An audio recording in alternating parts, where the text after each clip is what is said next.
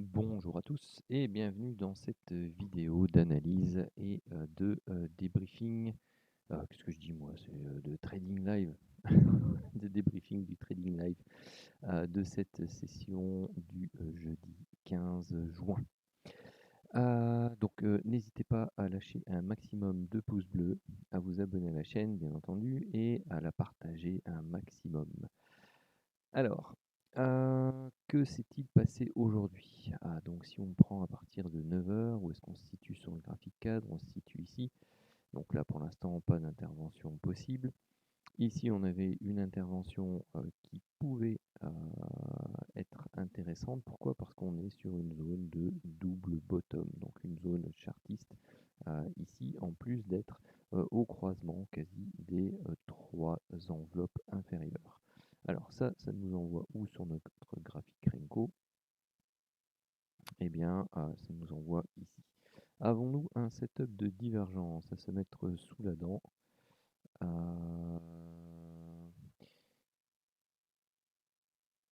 Pas vraiment. Donc ceci est une opportunité qui tout simplement passe à la trappe dans la méthode. Ensuite, lorsque l'on arrive ici sur ce chandelier-là, donc on a une zone qui peut aussi être intéressante, qui est la zone suivante. Donc ce point aussi, une conjonction entre la ligne médiane de l'enveloppe moyen terme et le haut de l'enveloppe court terme. Donc là, on regarde, on n'a pas de setup de divergence non plus à ce moment-là, hein. Celui-ci est trop... non, même pas, celui-là est pas trop tôt en fait. On pouvait intervenir sur ces setups de divergence-ci. Et bien, malheureusement, on fait 25 points et on se prend un stop ici de 30 points. Ensuite, eh bien, ça monte, et je vais dézoomer un peu. Vous voyez quelque chose d'intéressant qui se produit là pour la méthode, et ça c'est important. Bon, après la journée, si elle est passée, hein, mais quand vous voyez arriver un no man's land ici au niveau des ranges long terme et court terme, eh bien, cela signifie que le l'actif est en train de se mettre en tendance. Dans ces cas-là, eh bien, on ne va pas se mettre contre la tendance et on va plutôt attendre donc des retracements sur des zones intéressantes pour pouvoir entrer en position dans le sens de la tendance. Ou tout simplement atteindre des zones très particulières de résistance forte pour pouvoir essayer d'entrer à contre-tendance. Donc ici, eh bien, rien à faire du moins à contre-tendance. Vous aviez potentiellement cette zone-là, bon, qui est une ancienne zone de plus haut ici au niveau chartiste. Vous avez un premier recul, donc sur le deuxième, éventuellement, vous pouvez tenter quelque chose. On y reviendra juste après. Je voulais vous indiquer aussi que pour ceux qui n'ont pas vu la vidéo d'hier, allez la voir, mais il y avait une entrée ici possible qui pouvait être faite autour des 790. Et je vous indiquais hier que dans ce genre de configuration, lorsque l'on était sur une bonne zone, et surtout quand on était en achat, eh bien, je laissais le deuxième lot traîner pour pouvoir aller rechercher 50% sur le contact de la médiane long terme et 50% sur le haut de l'enveloppe long terme dans ce cas-ci.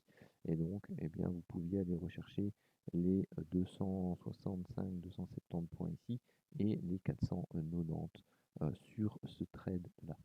Donc ça, c'était une petite aparté pour poursuivre l'analyse d'hier. Ici, donc c'est sur cette zone-là, est-ce qu'on avait un setup de divergence que l'on pouvait prendre? Oui, il y avait ce setup de divergence là, ici, un peu plus long, qui pouvait être pris, donc vous pouviez entrer en position. Donc pas sur celui-là, hein. Pourquoi?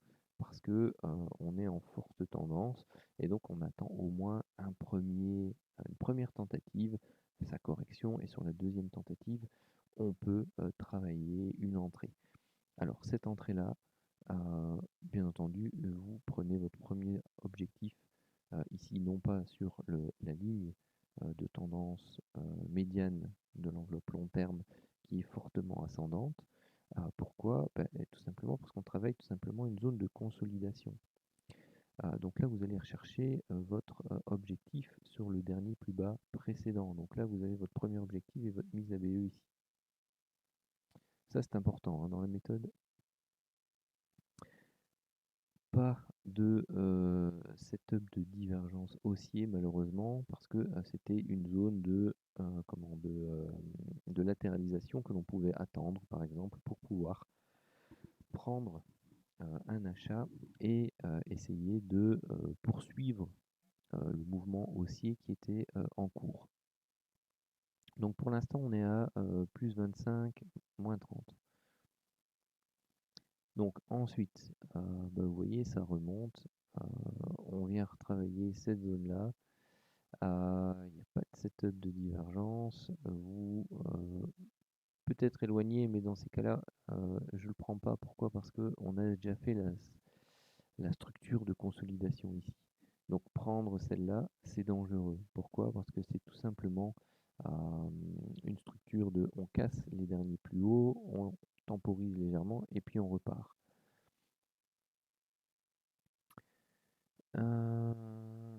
Donc ça c'est déjà, je vais dire, des analyses aussi qui sont un peu plus avancées dans la méthode, mais qu'il faut réussir à apprendre. Donc là, on monte, on est dans une zone de confluence des trois enveloppes. On va rechercher ici des setups de divergence. Vous avez celui-ci qui donne plus ou moins 50 points. On remonte, on retravaille. Au pire des cas, compte tenu de la tendance qui est en cours, ce genre de choses doit vous alerter. Vous ne devez pas laisser le marché vous reprendre du moins une partie des bénéfices. Donc il y a au moins, soit dans cette zone-là, parce que vous avez déjà fait 50 points, et 50 points c'est magnifique, vous avez déjà au moins sécurisé ABE. Et si vous n'êtes pas pris ABE, eh bien tout simplement ce mouvement de hausse, de correction sans faire de plus bas et de cassure de nouveau du Renko doit vous faire prendre au minimum les 30 points qui sont ici ou vous mettre ABE. Et là, vous ne devez pas être pris en stop sur un trade comme celui-là. On retrouve une autre opportunité ici, donc vous avez un nouveau setup de divergence. Donc là, à nouveau, vous avez plus de 50 points et vous voyez que la ligne de tendance est toujours haussière. Hein, donc oui, j'oubliais quelque chose.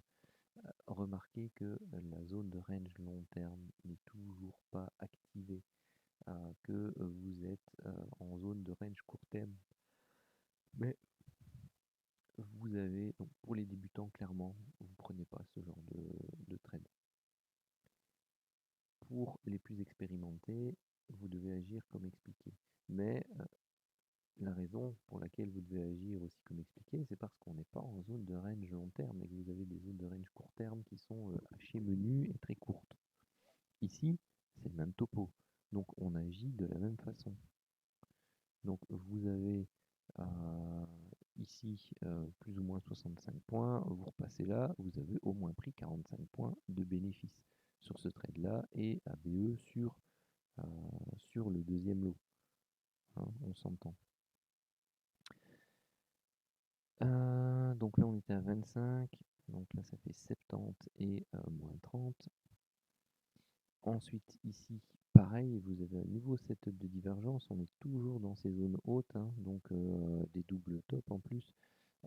Donc toujours pas de range long terme actif, toujours no man's land au niveau des ranges court terme aussi. Pratiquez la même chose.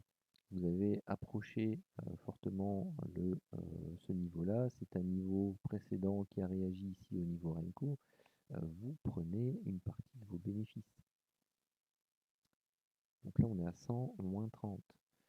Nouveau setup de divergence ici en haut, donc on est monté encore un cran plus haut. On a carrément cassé les derniers plus hauts ici au niveau cadre. Vous voyez que le graphique cadre commence à travailler des setups de divergence aussi.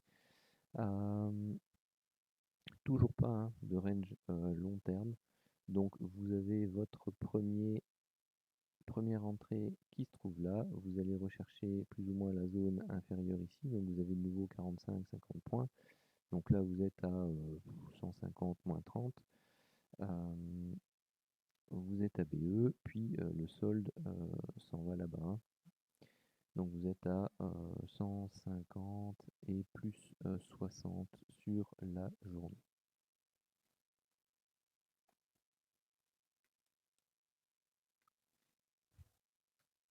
Donc ça fait 210 points possibles sur la journée. Donc cette journée aura été un peu plus technique, mais voilà, vous aviez la possibilité d'engranger quelques points. Donc à nouveau, je vous dis, hein, moi, une journée où j'ai entre 40 et 60 points, c'est parfait, ma journée est faite. Donc voilà, il y a largement de quoi sustenter un besoin au niveau d'engranger des points sur la journée. Et je regardais, ben vous voyez de nouveau l'action, à part si bon, voilà, on aurait eu quelque chose à ce niveau-là, ce qui n'a pas été le cas, eh bien l'action s'est passée après l'Open US, hein. Bon, après, je vous avoue sincèrement, personnellement, le break d'une structure de consolidation comme celle-là, que ce soit, enfin, ou l'apparition d'une structure de consolidation comme celle-là, voilà, si j'avais été devant à 14 heures aidé, le stop est très court hein, par rapport au double bottom. Voilà, impulsion, structure de consolidation, divergence ou pas divergence.